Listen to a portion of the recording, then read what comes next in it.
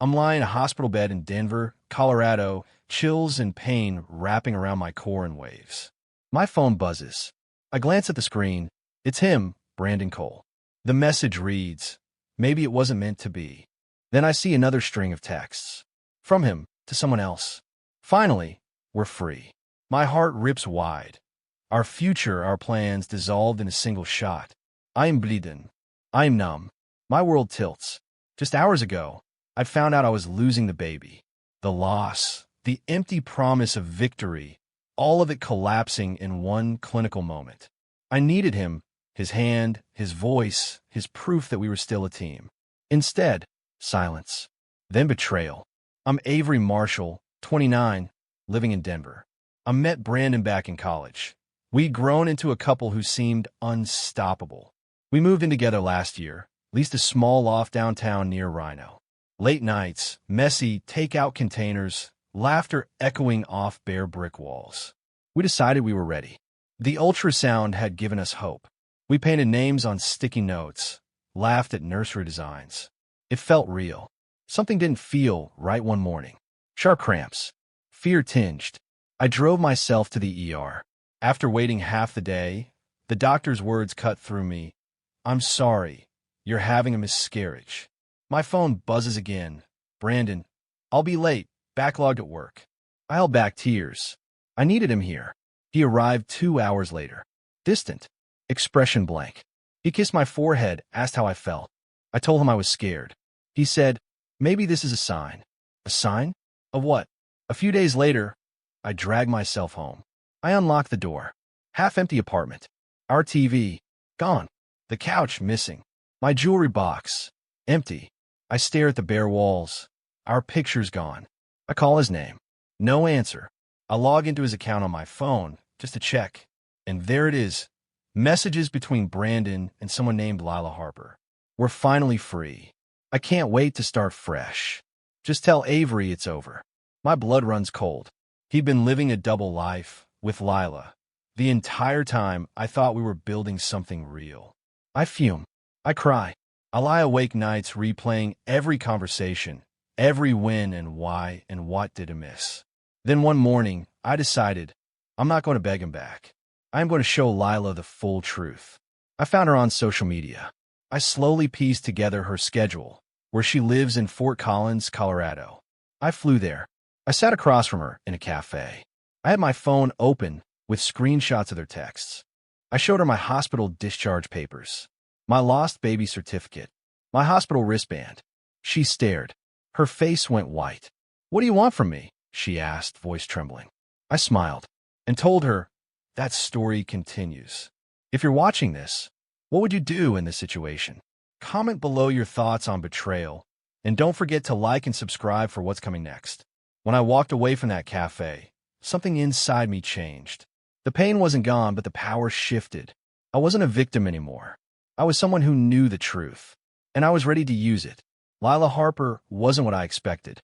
She didn't look like the other woman I'd built in my head.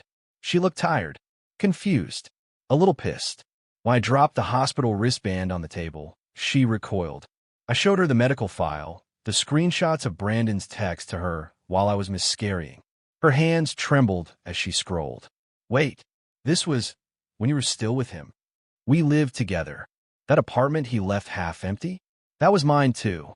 I saw the exact moment it hit her. The glossy denial in her eyes cracked wide open. She hadn't known. Or maybe she didn't want to. "What do you want from me?" she asked again, voice cold. I smiled. Calm. Measured. I want him to know what it feels like to lose everything in an instant. She blinked slow, then leaned back, biting her lip. I might be able to help with that. Turns out Brandon wasn't just a liar to me. He told Lila they were saving up for a house, that he was working extra hours to make a down payment, that the reason he couldn't always spend the night was because he was helping a cousin with cancer. He used the same lies over and over. He even told her I was an ex who wouldn't leave him alone. She thought I was stalking him. Lila had been with him for 2 years. 2 years. I was with him for 3. That meant he cheated on both of us from day one. I asked Lila one thing. "Do you want revenge?" She looked me in the eye and said, "Absolutely." Brandon and I were still technically on the lease for our Denver loft. I hadn't removed him yet, so I changed the locks. When he finally tried to come back, days later, I was there. I'd been waiting, sitting at the kitchen island with the lights off, like a scene out of a crime drama. He jiggled the doorknob, then knocked. "Avery," he called. "Why the hell is my key not working?" I opened the door just enough so he could see my face. "You don't live here anymore." "What are you talking about?" he scoffed. "Half this stuff is mine." "Nope. You took your half, remember? TV, couch, jewelry. That's what you get. Now we're even." He tried to push past me. I stepped aside. That's when he noticed Lila, sitting behind me on the couch, her arms folded, watching him like a hawk. His face dropped. "What the Lila?" "Hi, Brandon," she said dryly. "How's your cousin's cancer?" Here's something Brandon didn't know. He left behind a laptop, and it wasn't wiped. He used saved passwords for everything. PayPal, Venmo, his Gmail, even a crypto wallet he thought I didn't know about. Lila and I spent the next few nights documenting everything. Every payment, every lie, every fake excuse. We found out he'd borrowed $8,000 from Lila's parents under the guise of starting an eco startup. It never existed. I printed every receipt and sent them, anonymously, to her parents, along with his fake business plans, screenshots, and one juicy audio recording I'd found in my voice memos. Brandon talking about how dumb Lila's dad was for giving him money. Brandon loved his image. He was a mid-tier eco-influencer on TikTok with about 40,000 followers. His brand? Minimalist living, clean habits, healing through nature. I sent his followers a very different story. With Lila's permission, we put together a short documentary-style video. Texts, photos, voice clips, and a calm narration of his double life. How he abandoned a partner during a medical emergency and stole money from a grieving family. It wasn't dramatic or mean. It was factual. It went viral. He lost every brand deal within 48 hours. His last video before deleting his TikTok, a sobbing apology that only made things worse. You might think we were done there. We weren't. Lila had one last idea, and it was perfect. She told Brandon she wanted to talk things out in person, that she wanted closure. He agreed. We rented a private room at a downtown bar in Denver. She invited him under the guise of reconciliation. When he arrived, he found her sitting at the table, alone. Condolly. Wine poured. "Hey," he said, trying to smile. "This is nice." She gestured to the seat across from her. He sat. Then I walked out from the back. His eyes widened. He stood, but he couldn't leave, because right behind me, the bar owner, Lila's cousin, who knew everything, and was ready to call the police if Brandon made a scene. "You think you could hurt people and walk away?" I said. "You lie to both of us," Lila added. "But this is where it ends." Brandon opened his mouth. No words came out. Lila slid an envelope across the table. Inside, photos, receipts, the full list of people we sent the video to, and the names of everyone he scammed. "Try disappearing now." He stormed out, but not before knocking the wine glass over, splashing red across his white shirt. Poetic? Maybe. But we didn't laugh. We just watched him walk out of our lives forever. Brandon didn't disappear. He tried, but not in the way we expected. 2 weeks after the bar showdown, I got a call from a number I didn't recognize. I almost ignored it, but something told me to answer. "Avery? This is Gabe, Brandon's brother." I froze. I'd only met Gabe once at a 4th of July barbecue 2 years ago. Brandon always said they weren't close. "I know this is out of the blue," he continued, "but I think you should know Brandon's in Arizona. He's staying with our mom. He's been saying some stuff. Weird stuff. Like what? Like how he's going to sue you and Lila for defamation. That you ruined his life." I hung up and called Lila immediately. He's trying to flip the script. She already knew. His new Instagram, private, new handle, was filled with vague quotes about being betrayed by people he loved and false accusations destroying good men. The kicker? He was trying to start a GoFundMe. Brandon's GoFundMe was slick, polished. It painted him as a heartbroken entrepreneur who was sabotaged by bitter exes after a breakup. He even posted a tearful video blaming cancel culture for his downfall. He raised $3,400 in the first week. I felt sick. People were actually falling for it. So Lila and I put together a second wave. We gathered fresh evidence: his crypto wallet, the receipts from her dad's money transfer, and 2 new testimonials. One from a girl he ghosted after asking her for money under a fake rent emergency. Then we contacted GoFundMe directly, with legal documentation and fraud evidence. The campaign was suspended within 24 hours. Every donor was refunded. Brandon's reaction? A meltdown on Twitter that ended with his account being suspended for harassment. The deeper we dug, the more we realized Brandon had a trail of destruction going back years. Lila tracked down another ex, Kendra, from Albuquerque, who'd also been scammed. $5,000 for car repairs that never happened. She never got her money back. And then I got a Facebook message from his old college roommate. I saw your video.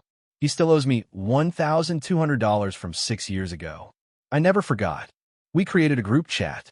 Lila named it the Survivors Club, half joking, half deadly serious. Within 3 weeks, there were 11 people in the group. Each one had a Brandon story. Each one wanted justice. One member of our group, Rachel, was a law student in Boulder. She didn't have her license yet, but she knew her stuff. With her help, we drafted a formal letter of intent to file a civil suit for fraud. We weren't bluffing. We sent it certified mail to his mom's house in Arizona. We also made sure a certain online news outlet got hold of it. They ran a headline 3 days later: Colorado man accused of romance fraud by 11 victims. Online scammer or victim himself? Brandon went full ghost mode after that. Deleted everything. Disconnected. But it was too late. His name was out. You'd think we'd stop there. But Lila? She wanted one last message to land. Hard.